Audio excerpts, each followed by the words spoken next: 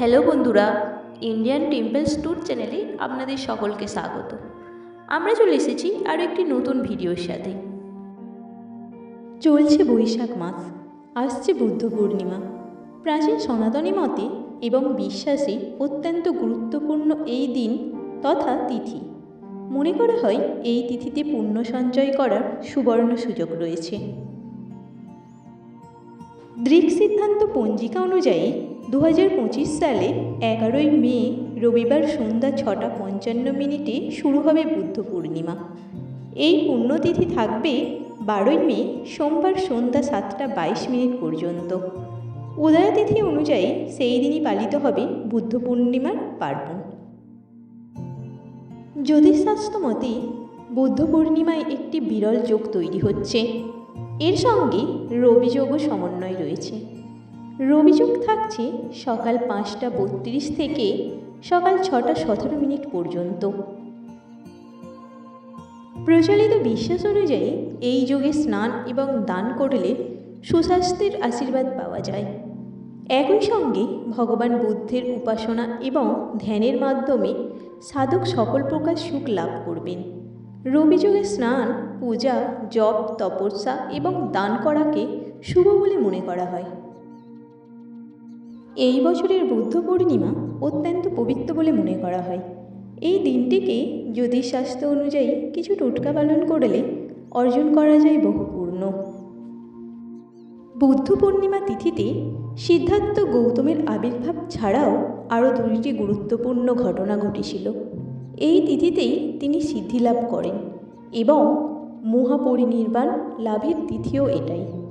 ফলে গুরুত্ব এবং মাহাত্ম্য গভীর। অন্যান্য পূর্ণিমা তিথির মতোই বুদ্ধ পূর্ণিমাতেও ব্রহ্ম মুহূর্তে ঘুম থেকে উঠে কোনো পূর্ণ নদীতে স্নান করুন। সেটা সম্ভব না হলে বাড়িতেই স্নানের জলে মিশিয়ে নিন কালো তিল। মনে করা হয় এতে পুণ্য লাভ করা যায়।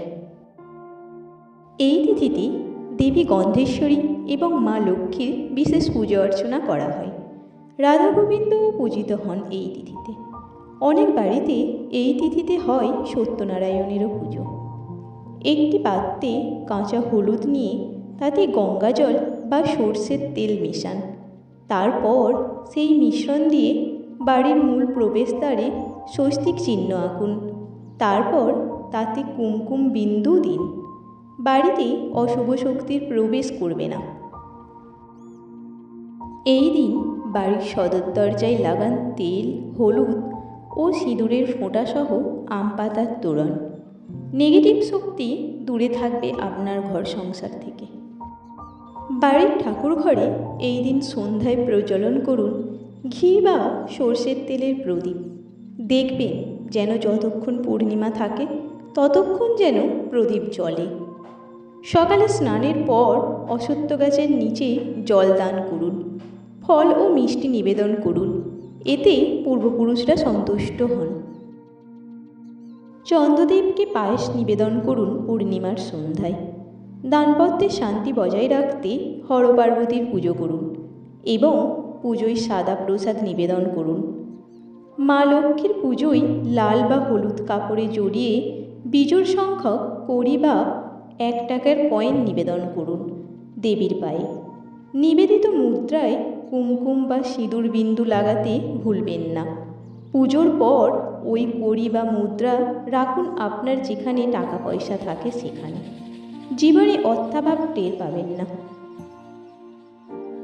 তুলসীকে দেবী লক্ষ্মীর প্রতীক মনে করা হয়। বিশ্বাস করা হয় যে যেই বাড়িতে তুলসীর গাছ থাকে সেই বাড়িতে স্বয়ং দেবী লক্ষ্মীর বাস করেন। এটি সারা বছর ধরে ঘরে সমৃদ্ধি নিশ্চিত করে। নেতিবাচক প্রভাব চলে যায়। বুদ্ধ পূর্ণিমার দিনে ভগবান বিষ্ণু এবং দেবী লক্ষ্মী পুজোর পাশাপাশি তুলসী পুজোরও ব্যবস্থা রয়েছে। পুজোর পাশাপাশি তুলসী গাছের সঙ্গে লাল চেলি বাঁধা উচিত। তবে চেলি বাঁধার কিছু নিয়ম আছে। যদি এই নিয়মটি সঠিকভাবে পালন করতে পারেন তবে ধন সম্পদ লাভ করতে পারবেন। এই বছর বুদ্ধ পূর্ণিমা 12ই মে। বুদ্ধ পূর্ণিমা বৈশাখ পূর্ণিমা নামেও পরিচিত। বৈশাখ পূর্ণিমার দিনে রবিযোগ ভাদ্রাপস যোগ, ভ্যারিয়ান যোগ সহ অনেকগুলি শুভযোগ গঠিত হচ্ছে। এই শুভযোগে ভগবান বিষ্ণু এবং মা লক্ষ্মীর পূজা করলে ঘরে সুখ ও সমৃদ্ধি বৃদ্ধি পাবে। এছাড়াও এই দিনে তুলসীতে চেলি বাঁধলে প্রতিটি ইচ্ছে পূরণ হবে।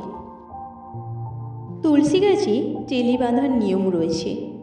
বৈশাখ পূর্ণিমার নিয়ম অনুসারে যদি তুলসীতে চেলি বাঁধা হয় তাহলে ঘরে সুখ সমৃদ্ধি বৃদ্ধি পাবে। পূর্ণিমার দিন সকালে স্নান করুন, তুলসী গাছে জল অর্পণ করুন এবং সিঁদুর লাগান। এরপর একটি চেলিতে হলুদের গিঁট বেঁধে তুলসী গাছের সঙ্গে সেইটি বেঁধে দিন। এতে দেবী লক্ষ্মী প্রসন্ন হবেন এবং ঘরে ধন সম্পদ স্থায়ী হবে, আর্থিক সমস্যার সমাধান হবে। মনে রাখবেন, চেলি শুধুমাত্র লাল রঙের হওয়া উচিত। ভিডিওটি ভালো লাগলে একটা লাইক দেবেন, আর আপনি যদি আমাদের চ্যানেলে নতুন হয়ে থাকেন তাহলে চ্যানেলটি সাবস্ক্রাইব করে দেবেন আরও ভালো ভালো ভিডিও পাওয়ার জন্য।